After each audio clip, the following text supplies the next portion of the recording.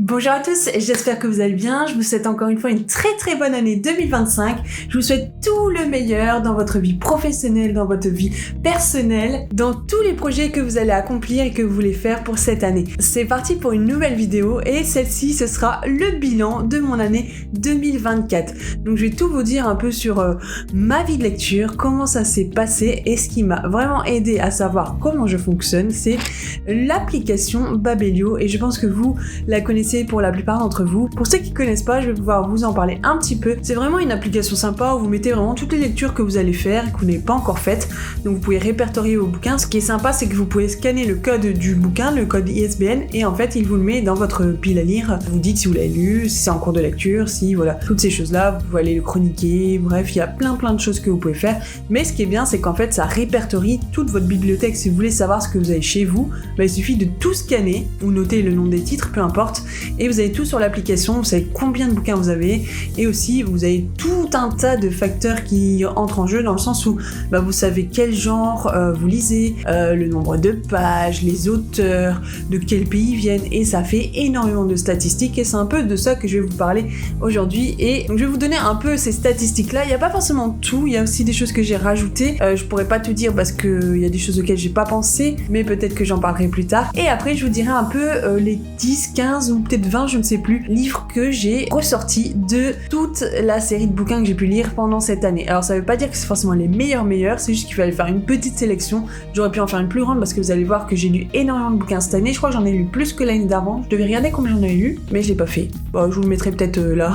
Donc cette année, j'ai lu 164 bouquins, ce qui est quand même vraiment beaucoup parce qu'il y a à peine 2 ans, j'en lisais peut-être 10 ou 15 dans l'année, je ne sais pas. Tout simplement parce que je prenais pas le temps de lire, je prenais du temps pour autre chose et ça fait vraiment 2 ans que je me suis remise à lire énormément. Le fait de lire aussi autant, c'est parce que je me suis mise sur Bookstagram, ça fait 2 ans aussi, et en fait le fait de voir énormément de comptes de gens qui racontent leur lecture, tout ça, ça a fortement grandi ma pile à lire. Avant j'en avais pas, ou en tout cas une très petite, même pas 10 bouquins, j'achetais vraiment au fur et à mesure. Je lisais un bouquin, lorsque je le terminais, j'en achetais un autre. Et quand je me suis inscrite sur Bookstagram, ça a été un peu différent. Une fois de temps en temps, je m'achetais des lots de bouquins d'occasion, et donc forcément le temps que je les lise, ça prenait un peu plus de temps que lire un à la fois, mais vraiment il y a 2 ans j'ai commencé à en acheter de plus en plus et là je pourrais pas vous dire exactement ma pile à lire, je voulais le noter mais je l'ai pas fait, mais j'en ai plus d'une centaine je pense, en tout cas je pense pas être arrivée à 200, je l'espère parce que je trouve que c'est énorme et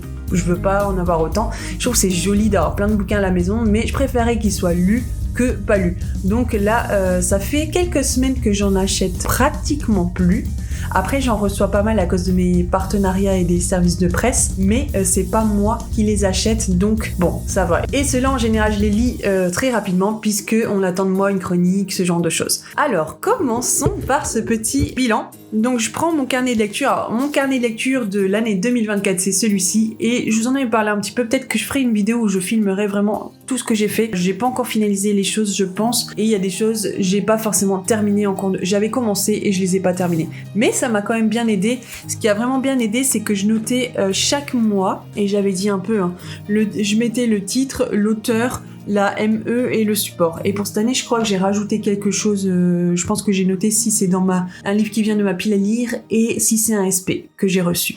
Voilà. À la fin de chaque mois, je notais le nombre de livres que j'avais lus et donc en parallèle, je faisais sur Babelio, je mettais mes chroniques dessus aussi et ce qui m'a donné le nombre de livres total que j'ai lu cette année, donc qui est de 164, je vous l'ai dit tout à l'heure. Et dans ces 164 livres, ça paraît beaucoup pour certains ou peut-être peu pour d'autres, j'en sais rien, mais c'est parce que je lis quand même beaucoup de livres de jeunesse, donc des albums jeunesse qui durent 10, 15, 30 pages maximum. Je lis quelques BD, quelques mangas, donc tout ça forcément ça rentre dedans. C'est pas que des romans, c'est pas des gros pavés. Il y a quelques pavés quand même, il y a un peu plus de 3 bouquins qui faisaient... En tout cas, je pense que j'ai lu 3 bouquins de 1000 pages ou 4 cette année. Donc déjà 4000 pages à 4 bouquins. Et après, en général, vous allez voir dans les statistiques, c'est vrai que mes bouquins font beaucoup entre 300 et 500 pages. Si je baisse les yeux, c'est parce qu'en fait, je suis dans mon carnet. Dans mes statistiques, qu'est-ce qu'on peut voir ? Alors, dans les genres que j'ai pu lire, j'ai lu beaucoup de livres où on y trouve de la romance, le thème de l'amour. Alors, c'est pas forcément des romances, parce que des romances, si je les compte, j'en ai pas lu tant que ça cette année, mais il y a toujours ce thème qui revient revient beaucoup, mais forcément on le voit dans quasiment tout, dans les fictions historiques on le voit beaucoup, dans les thrillers une fois de temps en temps, dans les livres contemporains ou les feel good il y en a pratiquement tout le temps, donc forcément ce thème il se retrouve tout le temps. J'ai lu pas mal de polars cette année, un peu plus que l'année d'avant, donc ça c'est bien, apparemment environ 29. Après ce qui revient beaucoup, c'est les livres jeunesse, donc j'en aurais lu 27 et 8 pour les ados, qui revient beaucoup aussi, 26 en littérature française. Après on a tout ce qui est littérature américaine, anglaise, scandinave, donc j'ai tout regroupé et donc ça fait la littérature étrangère. Là on serait plutôt à 32, donc en fait je suis un peu équilibrée au niveau de la littérature française et étrangère puisque je suis à peu près dans les mêmes chiffres. On a ensuite 23 livres en feel good et humour, 13 BD, j'ai lu 13 biographies, témoignages et 11 livres de fantasy, donc autant adultes que jeunesse quand je dis ça. Donc les thèmes récurrents qui sont apparus, donc c'est vraiment la famille et l'amour, et je vous en ai parlé dans beaucoup de mes vidéos si vous me suivez depuis un certain temps. À chaque fois je vous dis j'aime bien les livres qui parlent de famille où il y a vraiment cette fraternité, cet amour, cette amitié entre les uns et les autres.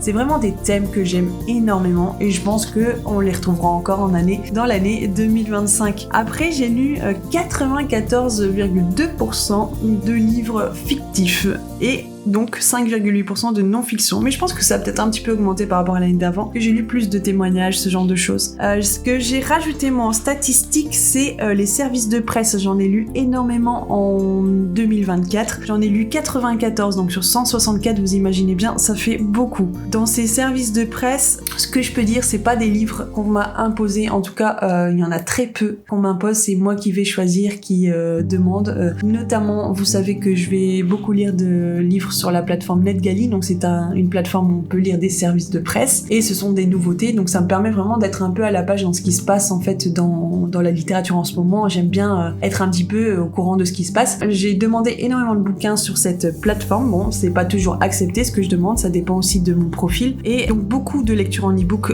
par rapport à ça. Au niveau des 164 bouquins que j'ai lus, il y a des bouquins qui traînaient de l'année d'avant et des années d'avant, donc je n'ai pas compté parce que j'avais pas forcément écrit ce que j'avais acheté quand, à quel moment.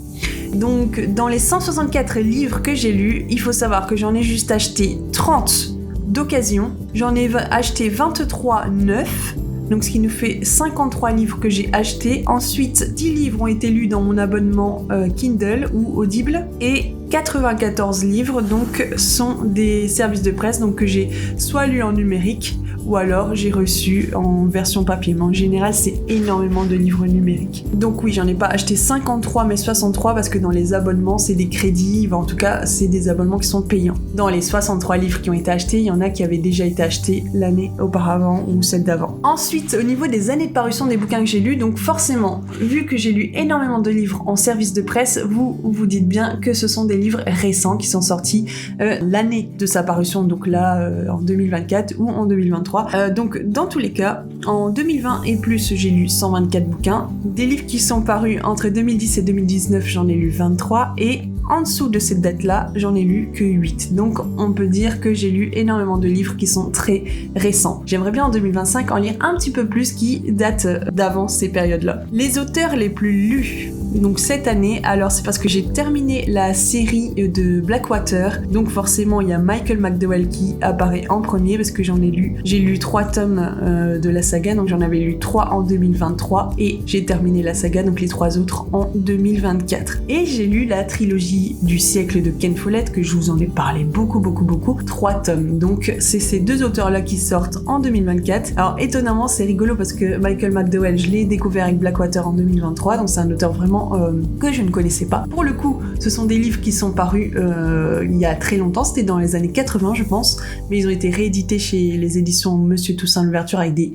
couvertures sublimes. Et pour Ken Follett, pareil, c'est des bouquins qui sont pas forcément sortis là récemment, je pense que ceux-là ils ont été écrits il y a un peu plus longtemps. D'ailleurs j'en ai juste un là, je vais vous Je vais regarder. La version que j'ai, elle est sortie en 2014. Ensuite, dans les livres, donc par nombre de pages lues, alors on peut dire que en général, ce que j'ai le plus lu, c'est des livres qui sont en dessous de 500 pages, 42,2%. Mais comme je vous le disais tout à l'heure, si on regarde le camembert, je vous le mettrai là, eh bien c'est plutôt les 300 à 500 pages que j'ai lus. Ensuite, les éditeurs qui sont les plus représentés, alors cette année, on voit Librinova carrément au-dessus de tous parce que j'ai fait partie du jury du prix des étoiles donc de Librinova et en fait je devais lire 2 livres par mois pour ce jury, ce qui nous en fait quand même 24, ce qui est énorme. Et après je vois que j'ai lu pas mal de livres des éditions de l'Archipel et Pocket. Donc Pocket en général c'est les livres que j'achète d'occasion et l'Archipel c'était surtout des SP NetGalley. Au niveau du format des livres, donc j'en ai lu 81 livres, c'était en broché, donc des grands formats papier. J'ai lu 30 livres poche et 28 e-books. Par contre, en tout cas dans poche et broché, je pense qu'il est noté les audios parce que sur Babelio par contre il est pas noté si c'était un audio ou pas. Donc je ne sais pas vous dire combien j'en ai écouté, mais je sais que dernièrement j'en avais écouté 5-6, bon, à peu près 10 je pense dans l'année. Et je pense que c'est en 2024 que j'ai découvert le livre audio, j'en écoutais pas avant il me semble. Au niveau des prix littéraires, j'en ai peut-être lu quelques-uns, mais très peu, c'est pas forcément là où j'allais, en tout cas c'était pas une priorité pour moi. Allez, je vous parle un peu de mon top des lectures que j'ai préférées en 2024, sachant que même s'il y en a que je n'ai pas dit, ça veut pas dire que je les ai pas aimés, hein, clairement. J'en ai noté 20, je vous donne tous les titres, je vais pas vous faire des résumés parce qu'ils sont tous passés, normalement je les ai tous chroniqués, donc ils sont dans les vidéos, donc faudrait aller voir dans chacune des vidéos que j'ai postées, hein. Je vous donne juste le nom du titre, l'auteur et un peu le genre, mais je peux pas vous donner l'histoire, sinon la vidéo elle va durer super longtemps. Je vous donne pas le numéro 1, 2 ou 3, en tout cas ceux qui sont sur mon Insta, vous avez vu que le livre de 2024 qui ressort un peu, c'est quand même La vie qu'on m'a choisi de Hélène Marie Wiseman, que j'ai découvert d'ailleurs en tant qu'auteur et je suis vraiment contente parce que je voudrais lire tous ces bouquins. Alors, donc un des livres que j'ai bien aimé et que j'ai lu d'ailleurs au mois de décembre, c'est Et le bonheur arrive à du froid. Il me semble que c'est édité chez les éditions Erol et c'est écrit par Carole Cerruti. Donc j'ai bien aimé parce que c'est un livre un peu feel good, contemporain, c'est un peu à la période de l'hiver et il y a de l'humour. Le personnage principal est vraiment très attachant et un peu maladroit, et ce qui fait qu'il y a des situations un peu cocasses, maladroites, super sympa et drôles. J'ai bien aimé, c'était vraiment un bon livre feel good à lire à tout moment de l'année, même si ça se passe plutôt vers la période de Noël, l'hiver où il y a de la neige, et c'est dans un pays scandinave, il me semble que c'est en Finlande je pense. Après, un livre que j'ai énormément aimé, que j'ai lu il y a très peu de temps aussi, c'est donc plutôt un roman témoignage ici, c'est le livre de Liane qui a été édité chez les éditions HarperCollins et écrit par Agathe Lemaître. Donc la sœur de Agathe s'est suicidée. Elle va essayer de faire une chronologie de tout ce qui s'est passé depuis l'enfance jusqu'au moment fatidique où sa sœur a décidé de mettre fin à sa vie, et c'est vraiment très très très bien écrit. À chaque fois elle met des petits mots, des petits papiers qui avaient été écrits par sa sœur et qui montraient un peu qu'elle était malheureuse en fait, et qui explique un peu tout ce qui s'est passé. C'est vraiment un livre à mettre dans la main de tous, et c'est vraiment pour pouvoir faire de la prévention, anticiper ces moments où des gens peuvent passer à l'acte, peuvent se suicider parce qu'ils ont été harcelés à l'école ou harcelés autrement, hein. Mais c'est vraiment pour parler dessus et mettre un point dessus et vraiment se dire voilà, il faut qu'on arrive à aider ces gens, à essayer de faire en sorte que ça n'arrive plus. C'était vraiment vraiment un bon bouquin. Un autre livre que j'ai énormément, je l'ai juste ici je pense. Alors ici on est dans un album jeunesse, je vous l'ai déjà montré, et dans une précédente vidéo, je pense celle du bilan de décembre, c'est Un petit air d'amitié de Corinne Averis et Fiona Woodcook, publié chez Kiman, et franchement c'est un album jeunesse qui parle d'amitié, donc encore un thème que je vous ai déjà dit tout à l'heure que j'aime énormément, et pour le coup vraiment avec des illustrations mais magnifiques, super jolies, et le texte est vraiment beau et simple, beau, et c'est des valeurs que j'aime énormément. Un autre livre que j'ai bien aimé, une histoire vraiment très très très alors pas belle, ça va être dur à dire parce que c'est une histoire qui est très très très dure, mais avec du suspense, des rebondissements énormes énormément d'éléments. On ne peut pas vraiment imaginer comment ça va se passer, quel sera le déroulement jusqu'à la fin. C'est vraiment bien mené. Et donc, Souviens-toi de Sarah, écrit par Paige Comment, je pense, et donc qui est sorti vraiment là récemment, les dernières semaines, chez les éditions M+, que j'ai pu lire en service de presse. Donc, ils me l'ont envoyé. Je ne savais pas quel livre j'allais avoir, mais j'ai énormément aimé. C'est vraiment bien. On est un peu dans un mélange de polar, de fiction historique et en même temps contemporaine, parce que il y a deux époques différentes. On part donc une éditrice veut publier un roman, mais c'est anonyme, donc elle veut retrouver la personne qui a écrit le manuscrit pour savoir si c'est vraiment des faits réels qu'elle raconte, et donc on part vraiment dans le passé pour aller creuser et voir si tout est vrai. En fait, c'est vraiment une très très belle histoire, je vous encourage à le lire si ça vous tente. Un autre livre, et là je dirais même d'autres livres que j'ai lus, je mets tout ensemble, c'est la trilogie de Ken Follett, donc la trilogie du siècle. Alors j'ai ici avec moi le tome 1 et le tome 3. Le tome 2, je l'ai pas parce que je l'ai prêté à ma nièce, qui me l'a pas encore rendu, mais ils sont vraiment géniaux. Comme je le disais, c'est des gros pavés, ils font 1000 pages et plus. Le dernier, 1200 pages, je pense. Ce que je peux dire, vraiment, c'est que je l'ai découvert par une copine Booksta. Elle faisait une lecture commune, donc je suis rentrée dans le groupe pour pouvoir découvrir Ken Follett. J'avais vraiment envie de le découvrir parce que j'avais entendu du bien de cet auteur-là. Je savais qu'il faisait des fictions historiques et sur plein d'époques différentes, il en a écrit énormément des bouquins. Et là, cette trilogie, c'était vraiment au niveau de la Première Guerre mondiale pour le premier tome. Pour le deuxième tome, c'était Deuxième Guerre mondiale et un peu après. Et le troisième tome, c'est vraiment au niveau, je pense, après la guerre froide et jusqu'à presque maintenant. Et c'est super bien. Si vous voulez vous remettre à jour sur vos cours d'histoire du lycée, collège-lycée, sur notre histoire finalement du dernier siècle, eh bien allez lire ces livres-là parce que il s'inspire, il prend vraiment les faits réels, donc tout ce qui s'est passé, il rajoute juste des personnages fictifs pour nuancer, pour romancer un peu tout ça, mais sinon c'est vraiment à partir de tout ce qui s'est passé, et il va expliquer la Première Guerre mondiale, la Deuxième Guerre mondiale, la ségrégation un peu aux États-Unis, tout ce qui s'est passé lorsque Berlin a été coupé en deux avec l'Est et l'Ouest. C'est super bien fait et on apprend énormément de choses, et on n'a vraiment pas l'impression pour le coup d'avoir des cours d'histoire puisque ce sont vraiment des histoires mais basées sur les faits réels. C'est génial, franchement un coup de cœur pour moi cette trilogie, et je lirai d'autres bouquins de cet auteur parce que sa plume est tellement belle, tellement fluide, il explique les choses mais tellement bien, donc c'est vraiment super. Je continue avec celle qui a survécu. Alors je vous mettrai le nom de l'auteur et l'éditeur ici parce que je l'ai pas noté, que j'ai lu en SP NetGalley, et là pour le coup on est sur un thriller et franchement c'était super bien. C'est une fille vite fait qui est rescapée, on va dire, d'une série de meurtres sur toute sa famille, et en fait donc son frère va être mis en prison. On dit que c'est lui qui a tué les autres membres de la famille. Et donc elle a survécu, et elle a des traumatismes et ça va être difficile sa vie. En fait tout n'a pas été élucidé, et donc toute l'histoire va être un peu basée là-dessus, et c'est vraiment vraiment bien fait. Elles se sentent toujours oppressées, elles se sentent toujours surveillées, espionnées, épiées, et elle est pas heureuse quoi, elle est pas bien dans sa peau, il faut que ça change. J'ai lu aussi Là où sont tes racines de Hélène Marie Wiseman, donc l'écrivain de La vie qu'on m'a choisie. J'ai énormément aimé parce que ça se passe au niveau de la Seconde Guerre mondiale et du côté allemand, et aussi j'ai appris des choses sur la résistance allemande. J'avais jamais lu sur ce côté en fait, sur le côté opposé, les Allemands, et franchement c'est génial. Il y a aussi l'histoire qui est basée un peu sur des faits réels, donc c'est vraiment vraiment bien. L'écriture de Hélène Marie Wiseman est juste géniale. Si vous aimez la fiction historique, allez la lire, vous serez vraiment pas déçus. Ensuite, un livre que j'ai énormément aimé aussi, que j'avais lu en SP, c'est L'Aube du mal. Alors pareil, je vous mettrai l'auteur et l'éditeur ici, parce que je me rappelle plus. Génial. C'est encore un truc qui se passe au niveau aussi de... Alors quand il y a eu fin de Première Guerre mondiale, Deuxième Guerre mondiale, ça va sur beaucoup de décennies. Il y a un peu du temps présent, mais aussi beaucoup du temps du passé, et franchement c'est super bien écrit. L'auteur, c'est son premier bouquin, et franchement c'est génial, l'intrigue elle est super.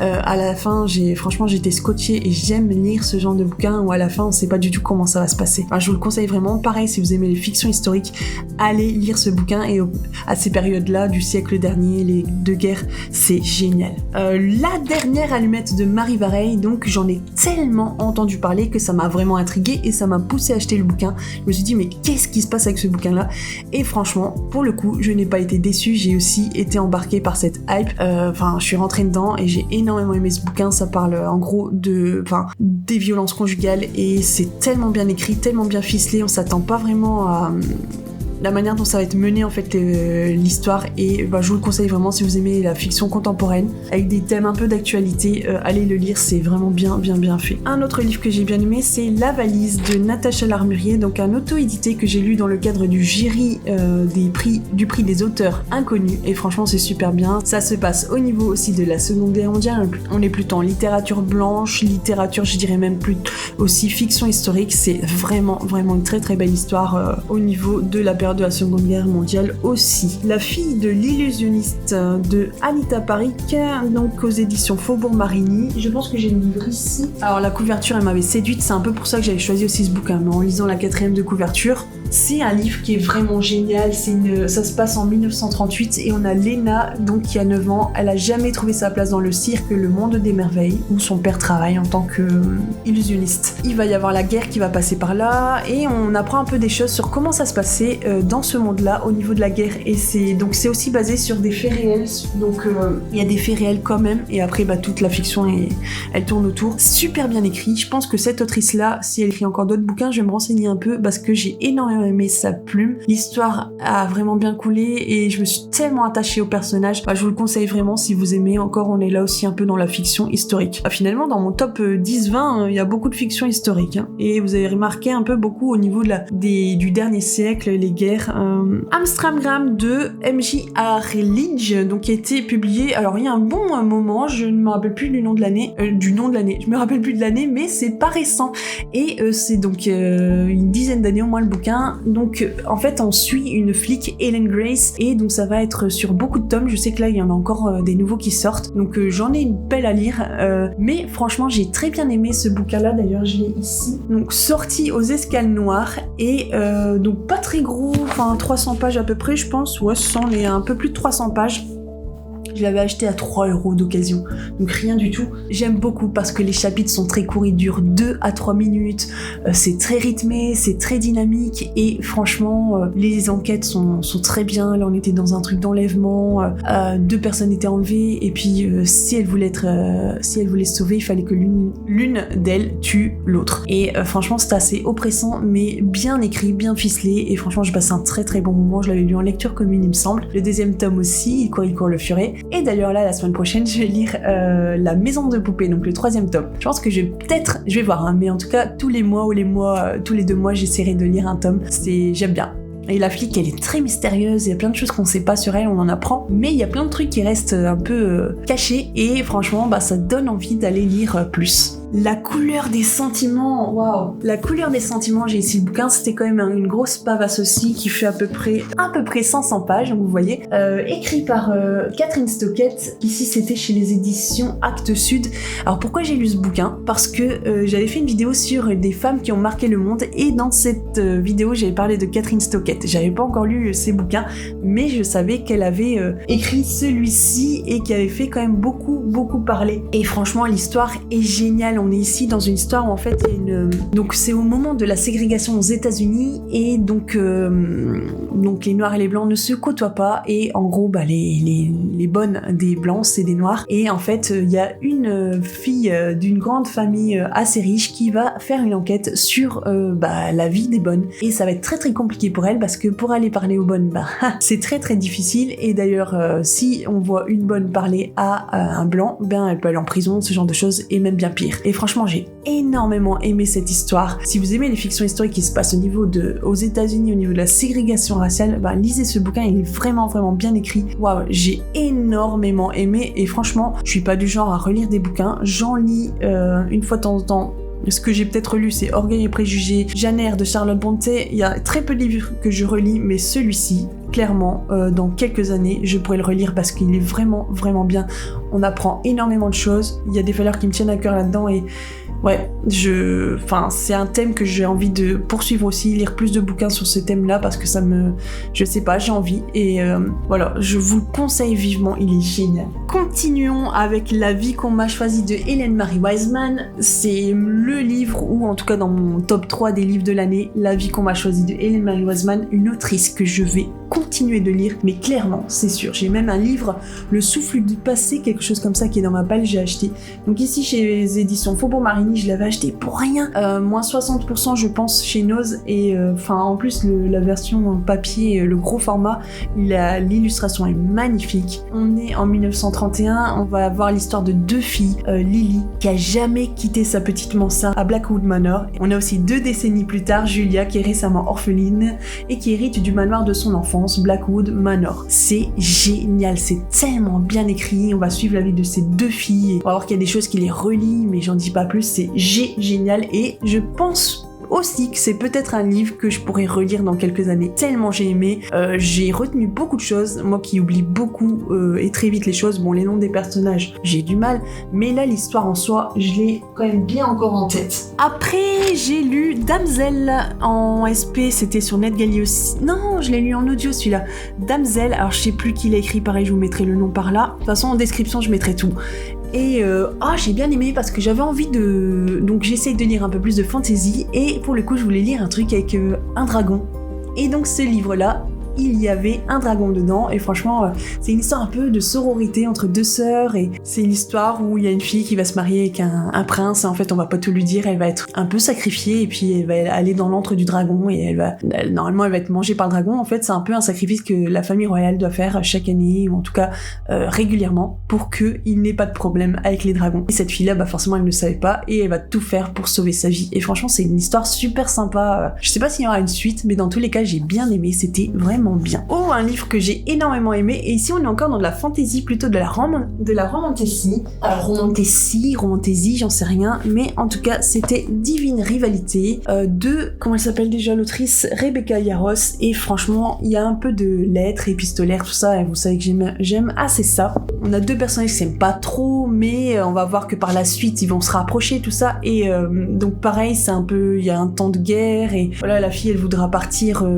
faire reporter là-bas sur le front et c'est super bien écrit, j'ai bien aimé l'histoire, les personnages sont vraiment bien décrits, on s'y attache mais vraiment beaucoup, même si au départ il y en a un qui nous embête un peu, il nous saoule un peu, on va s'y attacher quand même parce qu'on va comprendre un peu pourquoi il est comme ça et c'est super bien. Le 2e tome, je ne sais plus comment il s'appelle mais il est sorti il y a pas longtemps, je pense vraiment pour le coup je veux pas acheter trop de bouquins parce que comme je vous dis je voudrais faire vraiment baisser ma palle à fond, mais il y a peut-être quelques bouquins où j'ai envie de lire les suites et je pense que je les achèterai parce que je les aurai pas autrement, donc va falloir que je mette un peu de sous là-dedans et clairement là le 2e tome j'ai envie de l'acheter. Il y a celui-ci, il y a aussi il y avait un livre que j'ai lu aussi en 2024, je l'ai pas forcément mis là dans les 20 mais que j'avais bien aimé, c'était Troublemaker et ça parle aussi du harcèlement dans le cadre de l'école, au lycée et une petite histoire d'amour tout ça, mais j'aimerais bien lire le 2 parce qu'il m'avait bien botté. Et il y a d'autres choses aussi, c'est quoi que je voulais relire, non pas relire, c'est quoi que je voulais lire la suite. De toute façon je ferai une autre vidéo là-dessus je pense sur les suites que j'ai vraiment envie de lire. Je continue. Alors Mamie Luger que j'ai lu aussi en SP NetGalley, alors Philippe, comment il s'appelle déjà l'auteur? Bon, Mamie Luger, c'était génial, ça. Alors autant il y a des thèmes vraiment durs dedans, elle a pas eu la vie facile cette petite mamie, mais il y a un humour, alors pas un humour noir, on pourrait pas dire ça, mais qui fait que tous ces moments durs, ça passe un peu limite dessous en fait. On ressort de cette lecture avec un sourire aux lèvres parce que il y a tellement d'humour mis par l'auteur et un humour franchement pour lequel j'ai bien accroché. C'est un truc de dingue. Alors, autant cette mamie elle en a fait des choses et pas bien, mais on s'attache à elle parce que elle a cet humour qui décapant. Franchement, pour raconter sa vie, c'est un truc de dingue. Et je sais que l'auteur a écrit un autre bouquin qui s'appelle Papy Mariole et pour le coup, j'aimerais beaucoup le lire. Donc ce sera peut-être aussi un achat que je ferai en 2025 ou dans tous les cas peut-être plus tard, mais je sais qu'il est sorti en poche donc ça va, ce sera moins cher. Que j'aimerais bien suivre parce que j'ai bien aimé cet humour et autant il a parlé de sujets très durs. C'est passé, ça a coulé grâce à cet humour qu'il met dedans. Donc franchement, je vous le conseille si vous avez envie de lire. Pour rire mais avec des sujets quand même sérieux. L'Empathie 2, je dois l'avoir ici. Donc l'Empathie 2, que j'attendais aussi fortement. J'avais lu L'Empathie que j'ai connu par une copine Booksta, et d'ailleurs donc qui a été écrit par Antoine Renan, donc ici chez Robert Laffont. Je sais qu'il part chez HarperCollins, un nouveau bouquin de cet auteur qui va sortir, donc Antoine Renan, au mois de mars, et j'ai hâte. Peut-être que ce sera un achat que je ferai aussi, parce que j'ai lu tous ces bouquins, pour le coup il y en a 4 ou 5, au moins 5, des thrillers, hein. On est dans des thrillers, et par contre là faut vraiment pas être trop sensible, parce que les scènes, qu'elles soient de meurtre ou de la torture, ce genre de choses, c'est quand même très descriptif. Disons qu'il va pas broder les choses, quoi. C'est très brut, et franchement les histoires, l'écriture, c'est génial, c'est vraiment bien fait. Moi je suis toujours un peu surprise de ce qui se passe, je comprends pas tout jusqu'à la fin, et c'est génial parce que l'auteur nous balade, quoi. Il nous emmène avec lui, et c'est vraiment bien écrit. En plus c'est un auteur français, donc c'est cool, ça encourage, c'est top, quoi. J'aime bien aussi encourager nos auteurs de notre pays. La mer viendra effacer les mots sur le sable, donc auteur ici, et c'est un auto-édité il me semble, si je me trompe pas. Si c'est pas vrai, je le mettrai, mais j'avais bien aimé. C'était une histoire aussi un petit peu triste, mais qui apporte quand même de l'espoir, et vraiment bien écrit, très fluide. Je vous l'encourage à le lire aussi. Troublemaker, je viens d'en parler. Peu importe où tu vis, qui est écrit par Aurore Poloniato. Pareil, c'est un auto-édité. Donc là, j'ai le deuxième qui est dans ma pile à lire. Elle me l'a envoyé en service de presse, et que je dois lire là très très rapidement, parce que ça fait un moment que je l'ai eu, et j'avais bien aimé le premier tome. Je ne veux pas trop oublier ce qui s'est passé. On est dans une histoire en fait avec une ESDF, et c'est bien parce que c'est un monde que je connais pas forcément. Donc on va un peu apprendre son cadre de vie, ce genre de choses. Et en fait, elle va côtoyer un homme très riche, très beau, séduisant et tout, qui méprise un peu ce genre de personnes, et donc ils vont devoir se côtoyer dans une situation particulière, et forcément la fin n'est pas une fin, puisqu'il y a une suite, et j'ai très très envie de connaître cette suite, parce que je me suis attachée au personnage, à l'histoire, à vraiment ce qui est véhiculé, et j'ai hâte de lire la suite. Et franchement je vous encourage aussi à aller lire des auto-édités, j'arrête pas de le dire, mais faut savoir qu'il y a énormément de pépites aussi chez ces personnes-là. Ils sont mal médiatisés, et si je peux les aider, je suis vraiment contente, surtout quand j'aime beaucoup, et que je trouve que c'est bien écrit, il y a une belle plume, il y a une belle histoire, c'est original, c'est créatif. J'aime bien mettre aussi en avant ce genre d'écrits, et ces personnes-là aussi qui ont besoin de pouvoir être connues. L'envol de l'Eutalia, pareil, auteur ici, et franchement j'avais bien aimé aussi cette histoire-là, parce que c'était tout doux. Il y avait aussi une personne qui a été brisée par la vie, ce genre de choses, et on est aussi un peu dans la Renaissance. Et c'est vrai que si vous regardez un petit peu toutes mes lectures là, il y a vraiment un peu de tout. J'ai mis du contemporain, j'ai mis de la fiction historique, du thriller, de la jeunesse, de la fantasy un petit peu, que je commence, vous voyez, à en lire plus. Il y a vraiment tous les genres, et ça reflète bien ma chaîne, ce que je lis, le fait que je sois une lectrice éclectique. Avant je lisais énormément de polars quand j'étais plus jeune. C'est ce qui m'a vraiment fait aimer lire des romans. Je lisais plein de BD, ce genre de choses, quand j'étais enfant, mais pour les romans, c'est vraiment le polar qui a été la première chose qui m'a fait tourner vers cette lecture-là, où il y a plus d'images et plus d'illustrations. Et après, je me suis vraiment diversifiée, j'ai commencé à lire pas mal de feel good, je pense, après ça, du contemporain, après de la fiction historique, et des témoignages, et là, dernièrement, de la fantasy, et j'aime ça. Je vois que j'évolue aussi en tant que lectrice, je reste pas au même niveau, et j'aime énormément lire de nouvelles choses, découvrir plein de choses. Après, il y a encore des genres où je n'irai pas, parce que j'aime pas concrètement, c'est tout ce qui est horreur. Science-fiction, c'est pas forcément que j'aime pas, j'essaye un peu, mais je sais que ce sera jamais le genre de prédilection, on va dire. Les mangas, j'aime énormément, j'en lis de plus en plus aussi. Les BD, je suis contente d'en relire, parce que j'en lisais plus forcément non plus. J'ai lu le dernier Astérix et Obélix d'ailleurs cette année, c'était sympa. Bref, je pourrais dire encore plein de choses, mais cette année 2024 a été une très bonne année. J'ai eu quelques déceptions, quelques abandons aussi, mais franchement sur les 164 livres, clairement les 160 au moins premiers étaient géniaux, quoi. Donc je suis contente, je me mets pas de pression pour l'année 2025, je m'en fiche de combien de livres je vais lire. À mon avis, ce sera une petite centaine, en comptant toujours les jeunesses, il y en aura pas mal, parce que j'ai eu 2 partenariats, Flammarion Jeunesse là que je viens de savoir cette semaine, et Milan, donc je sais depuis un bon mois je pense maintenant, donc il y aura pas mal de bouquins de ces 2 maisons d'édition qui sortiront dans mes vidéos, et il y en aura peut-être d'autres. J'ai eu d'autres partenariats, mais c'est plus pour tout ce qui est fiction, contemporain, témoignages aussi, donc il y en aura peut-être un peu plus, et aussi tout ce qui est entrepreneuriat avec la maison d'édition Alizio, donc vous en aurez aussi dans mes bilans, et enfin j'ai hâte de vous présenter tout ça, du polar aussi avec M+ édition. Je suis trop contente parce que je vois un peu que ça évolue aussi pour la chaîne, pour mon compte Insta, et c'est génial. Je suis contente de faire des découvertes, de pouvoir les partager avec vous. Je bassine mon mari, ma famille avec mes lectures. Je suis un peu la bibliothèque de ma famille et j'aime ça. J'aime leur proposer des choses selon leur goût et c'est génial. Enfin, j'aime bien me mettre un petit peu ces défis de trouver le bon bouquin pour telle sœur, ma mère. Bref, j'ai la chance d'avoir des lecteurs dans ma famille, c'est cool. Comme ça, on peut en reparler. Ma nièce qui a découvert Ken Follett grâce à moi et elle aime énormément. Enfin, je lui ai prêté d'autres polars et enfin c'est cool. Elle m'a prêté aussi des bouquins et j'aime avoir aussi des échanges comme ça. Une autre nièce qui m'a prêté des livres sur Colleen Hoover. Je sais qu'il y a de la controverse. Mais moi j'aime lire, j'aime les thèmes qu'elle propose, donc voilà. Bref, je vais arrêter là parce que je pense que la vidéo est un petit peu longue et ça va être long à monter aussi.